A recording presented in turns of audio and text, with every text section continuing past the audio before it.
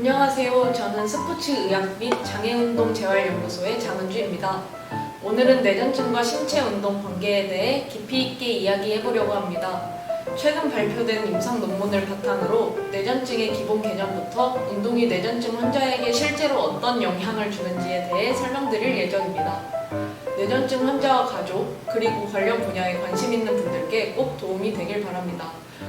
먼저 뇌전증에 대해 설명드리도록 하겠습니다. 뇌전증은 뇌 신경세포의 비정상적이고 과도한 흥분으로 인해 반복적으로 발작이 발생하는 만성신경계 질환입니다. 발작은 의식 소실, 경련, 감각 이상 등 다양한 형태로 나타낼 수 있는데요. 여기서 갑작스러운 발작이 24시간 이상 간격으로 2번 이상 반복되었을 때 뇌전증으로 진단하게 됩니다.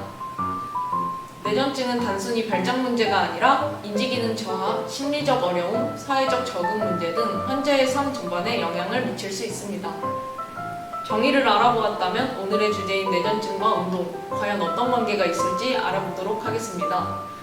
과거에는 뇌전증 환자에게 운동이 위험하다는 인식이 많았습니다. 왜냐하면 운동이라는 것 자체가 외부에서 주는 스트레스이기에 뇌에도 강한 자극이 들어갈 것이다 라고 생각하는 의견들이 대부분이었기 때문입니다. 그렇기에 운동을 하면 혹시 발작이 더 자주 일어나지 않을까 하고 걱정하시는 분들도 많으실 거라 생각합니다. 하지만 제가 오늘 가져온 연구 결과는 이런 우려와는 다르게 운동이 뇌전증 환자에게 오히려 긍정적인 영향을 줄 수 있다는 점을 보여주고 있습니다.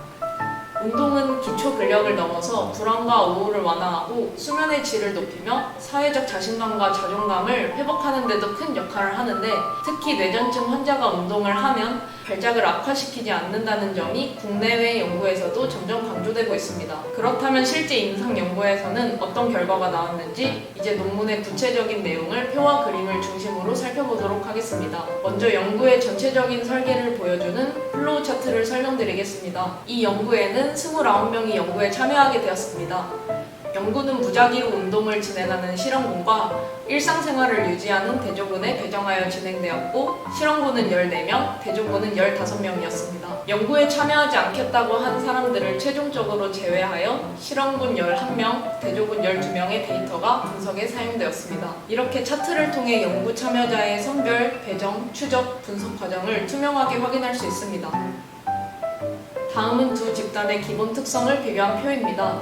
실험군과 대조군 모두 평균 연령, 성별, 비율, 뇌전증 발병 시기, 복용 중인 항경련제 개수 등에서 큰 차이가 없었습니다. 실험군이 대조군보다 주당 발작 빈도가 약간 높았지만 두 그룹 모두 임상적으로 유사한 특성을 보였습니다. 이 표를 통해 두 그룹이 비교적 동등한 조건에서 연구가 시작되었음을 확인할 수 있습니다. 이제 가장 중요한 주요 결과를 살펴보겠습니다. 각 항목별로 0개월, 3개월, 6개월 시점의 변화가 정리되어 있습니다.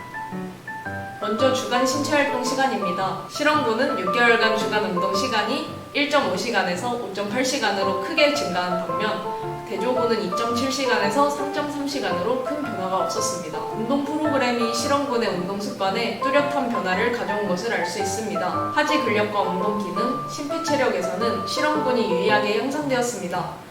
특히 하지 근력은 110.9에서 132.8로, 심폐지구력은 7.8에서 8.7로 증가했습니다. 이는 운동 프로그램이 실제로 신체 능력 향상에 효과적임을 보여줍니다. 신체활동 수준입니다.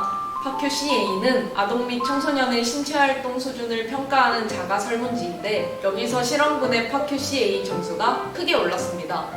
이 결과는 운동 습관이 실질적으로 개선되었음을 의미합니다. 다음은 삶의 질입니다. 실험군의 삶의 질 총점이 73.7에서 77.1로 점진적으로 상승하였습니다. 특히 인지와 정서 영역에서 유의한 향상이 관찰되었는데, 운동이 단순히 신체적 건강뿐만 아니라 정신적, 정서적 건강에도 긍정적인 영향을 미친다는 점이 확인된 부분입니다. 그리고 두 그룹 모두 발작 빈도가 줄어드는 경향이 있었고, 운동 프로그램이 발작을 악화시키지는 않았습니다.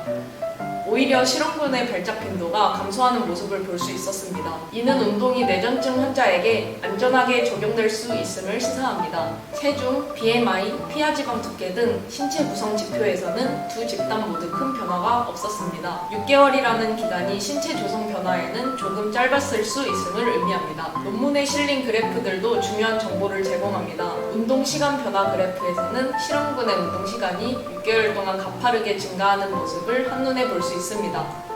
삶의 질 변화 그래프에서는 실험군의 삶의 질 점수가 점진적으로 상승하는 모습을 확인할 수 있습니다. 이 연구에 기재된 한계점입니다.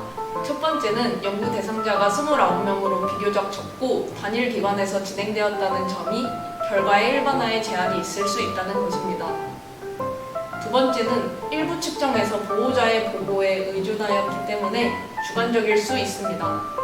이러한 한계에도 불구하고 이 연구는 뇌전증 환자에게 운동이 미치는 긍정적 효과를 임상적으로 뒷받침하는 중요한 근거를 제공합니다. 마지막으로 시사점 및 결론입니다. 이번 논문을 통해 얻을 수 있는 가장 중요한 점은 뇌전증 환자도 안전하게 신체 운동을 할 수 있으며 운동은 발작 빈도를 줄일 뿐만 아니라 삶의 질, 체력, 신체 활동 습관 등 모두 향상시킨다는 것입니다. 특히 웨어러블 기기를 활용하면 운동량을 정확히 측정하고 부모와 전문가가 함께 소통하며 운동을 지속적으로 관리할 수 있다는 장점이 있습니다. 앞으로는 더 많은 환자와 다양한 환경 그리고 장기적인 효과를 평가하는 추가 연구가 필요하겠지만 이 논문은 뇌전증 환자에게 있어서 운동의 긍정적 가능성을 분명히 보여주고 있습니다. 오늘은 뇌전증의 정의부터 운동과의 관계 그리고 임상 논문의 구체적인 해석을 살펴보았는데요. 뇌전증 환자와 가족분들께서 안전하게 운동을 시작하게 되는 계기가 되었길 바라며 영상 마치도록 하겠습니다. 감사합니다.